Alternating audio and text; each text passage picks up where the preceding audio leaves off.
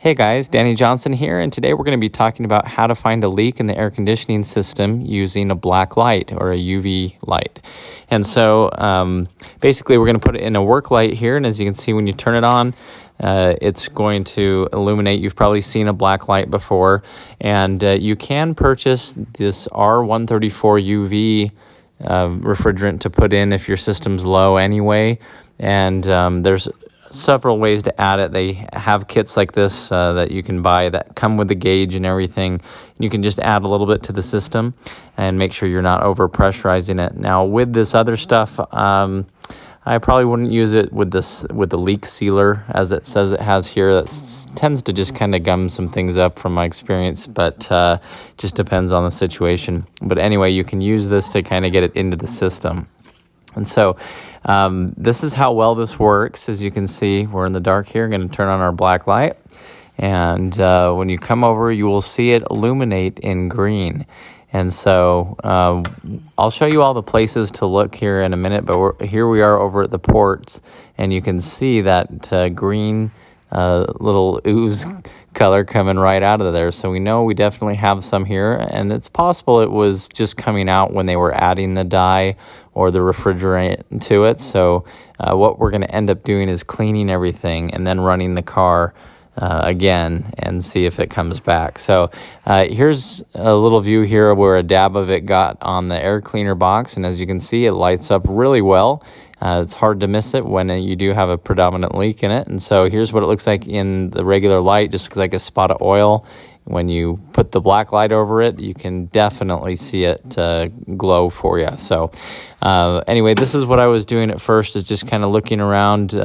But again, if you've had a repair, it's kind of hard to tell if it was residual from that or not. So as you can see, when I take these off, you can see down in there, there's definitely a good amount of it there, but that's where it was added to the system and came out of the system. So we're going to clean it and see if it leaks. It shouldn't be leaking too much out of these valve ports.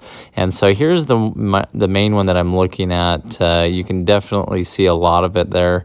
And so I'm cleaning everything up and just using engine degreaser to wipe it off with a microfiber rag and get in here as much as I can, and then just kind of remember what it looks like before and see what it's going to look like after. So what I want to do is just kind of show you what it looks like now, and then we're going to walk around and I'm going to show you some of the parts of the car where you should look for these leaks.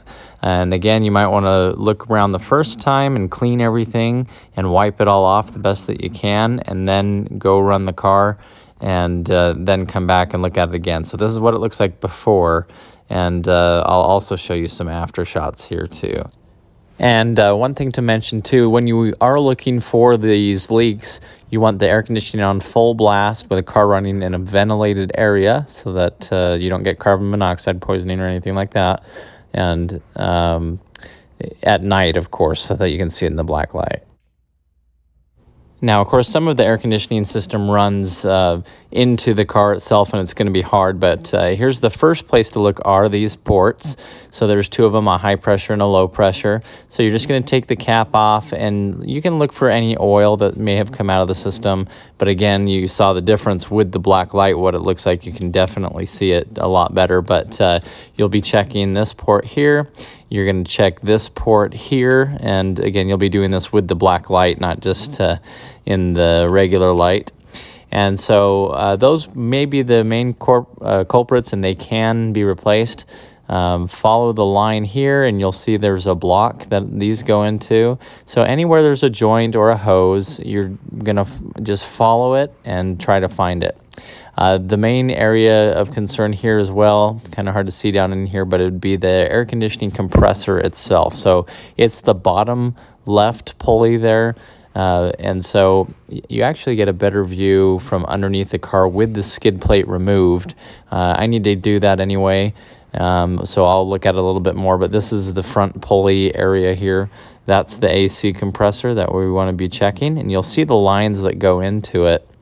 So anywhere where they go in, there's going to be an O-ring. It's possible that there is a leak there. So definitely look around there. Now, in the grill, you have the radiator, but in front of the radiator is the air conditioning condenser. And so as you can see here, you'll want to look in here, and especially on the driver's side is typical on these Yukons to break.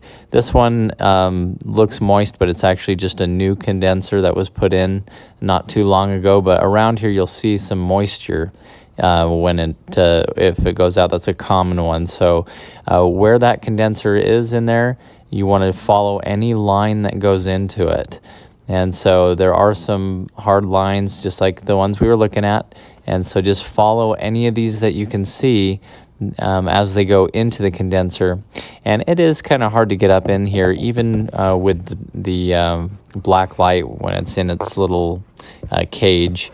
But you'll want to look anywhere around there for some leakage. That'd be a great place to look. Okay, now another one that you may not have thought about is all the way at the back of the car. So if you get underneath here, you're going to find another port and lines going to it. So this is another one here going to the rear of the car. So you'll want to look with the black light all around these joints here, all of these hoses. And so of course it can get a little complicated because you're gonna have to follow these all the way through. And as you can see, I can stick my camera up in here and get a view of it and follow it, but it's kind of a tight space. And so again, you may not be able to see it leaking with the naked eye. Sometimes some of the oil and everything moistens it up and it's clear to see, but the black light with that UV stuff is really going to help you find it if you have that. So anyway, that's some of the places to look, and just pull up diagrams or pictures of the AC condenser and just follow all the lines that you can find for it depending on your vehicle. This car had a new condenser put on it 2 years ago, the Yukon did, and so it finally went warm and we filled it up and it's holding for now. But here's what I did is you can see I cleaned everything that I could see for green. I cleaned on these metal lines. There's still a little bit of it down in there. I kind of wiped this out a little bit too. The best that I could, and I just have to remember kind of what it looked like. But as far as everything that was on the hose itself, on these fittings, and these fittings can be replaced, inside the caps as well, I wanted to clean them out so that I'd be able to run the car and then see it. So I used engine degreaser, and this is what it looked like. So you can see these are now have a little bit, this is after running the car. So now you can see around there is quite a bit built up, and here's what it looks like now after running the car for a few hours today, just running errands. You could see some of that green that's building up around the top of it. So it's possible that it is just leaking here at the port, which would be the best case. It's going to be the easiest repair. So I went ahead here and wiped it down again, and I cleaned the caps out again just to make sure, and I'm going to put them back on and keep driving around. And so I'm also going to get under the vehicle and look at it a lot closer with the black light everywhere. This was just kind of a preliminary thing, but anyway, stay tuned, and thanks for watching. If you're interested in seeing any more of my Yukon videos, I have a full playlist for it. I'll put that in the video description, so stay subscribed. And if you're new to the channel, please subscribe to the channel. Thanks, guys.